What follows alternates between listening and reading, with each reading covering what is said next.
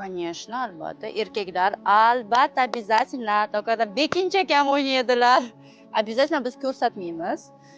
Ruxsat bermaydi videogani, ko'rsatgani. Bilmadim, hozir yana modelim bor.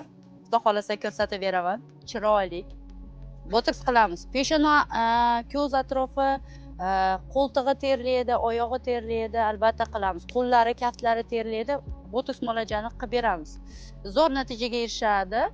Iltimos qilishadi, "Danaxon, iltimos, bizni qo'ymang Instagramga, ko'rmasin, bilmasin."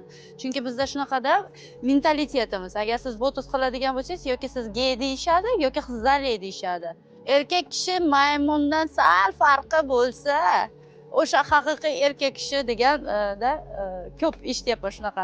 Ne только botoks qilamiz, чистка qilamiz, piling qilamiz, kokteyllar qilamiz. O'ziga ishongan, уверенный erkak kishilar haqiqatan ham oilasi bor, boquvchi, biznesmen, xarakteri ham zo'r o'zigada, даже ayol kishidan ham o'ziga zo'r qaraveradi. Mazza qilaman shunaqa erkak kishilar bilan ishlaganimda. Ular bilishadi, 14 kun dedi, 14 kundan kelishadi. Rossayam ответственный o'ziga.